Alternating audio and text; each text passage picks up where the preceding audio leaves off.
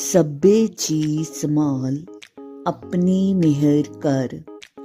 ਅਕਾਲ ਪੁਰਖ ਜੀ ਦੀ ਅਪਾਰ ਕਿਰਪਾ ਸਦਕਾ ਸਾਲ 2025 ਦਾ ਆਗਾਜ਼ ਹੋ ਰਿਹਾ ਹੈ। ਵਾਹਿਗੁਰੂ ਜੀ ਦੇ ਚਰਨਾਂ ਵਿੱਚ ਅਰਦਾਸ ਹੈ ਕਿ ਇਹ ਸਾਲ ਆਪ ਜੀ ਲਈ ਖੁਸ਼ੀਆਂ ਖੇੜੇ ਲੈ ਕੇ ਆਵੇ। ਪਰਮਾਤਮਾ ਤੁਹਾਨੂੰ ਤੰਦਰੁਸਤੀਆਂ ਬਖਸ਼ੇ। ਤੁਸੀਂ ਨਵੇਂ ਨਿਸ਼ਾਨੇ ਮਿੱਥੋ, ਉਦਮ ਕਰੋ, ਆਪਣੀ ਮਿਹਨਤ ਅਤੇ ਪਰਮਾਤਮਾ ਉੱਤੇ ਭਰੋਸਾ ਰੱਖਦੇ ਹੋਏ ਸਫਲਤਾਵਾਂ ਪ੍ਰਾਪਤ ਕਰੋ। ਤੁਹਾਡੀਆਂ ਆਸਾਂ ਤੇ ਉਮੀਦਾਂ ਨੂੰ ਬੂਰ ਪੈਣ।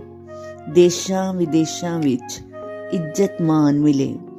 ਪਰਮਾਤਮਾ ਤੁਹਾਨੂੰ ਸਬਰ, ਸੰਤੋਖ, ਸਹਿਨਸ਼ੀਲਤਾ, ਸੇਵਾ, ਸਿਮਰਨ ਅਤੇ ਸ਼ੁਕਰਾਨੇ ਦੀ ਦਾਤ ਬਖਸ਼ਣ ਜੀ। ਆਪ ਜੀ ਆਪਣੇ ਘਰ ਪਰਿਵਾਰ, ਸਮਾਜ ਅਤੇ ਦੇਸ਼ ਲਈ ਰਹਿਨੁਮਾ ਬਣੋ। ਪਰਮਾਤਮਾ ਅੰਗ ਸੰਗ ਸਹਾਈ ਹੋਣ। ਚੜ੍ਹਦੀ ਕਲਾ ਵਿੱਚ ਰਹੋ। ਨਵਾਂ ਸਾਲ, ਨਵੀਂ ਸਵੇਰ, ਨਵੀਂ ਸੋਚ, ਨਵਾਂ ਉਦਮ, ਨਵਾਂ ਉਤਸ਼ਾਹ ਮੁਬਾਰਕ। ਨਵਾਂ ਆਪਣਾ ਆਪ ਮੁਬਾਰਕ। ਨਵਾਂ ਸਾਲ ਮੁਬਾਰਕ।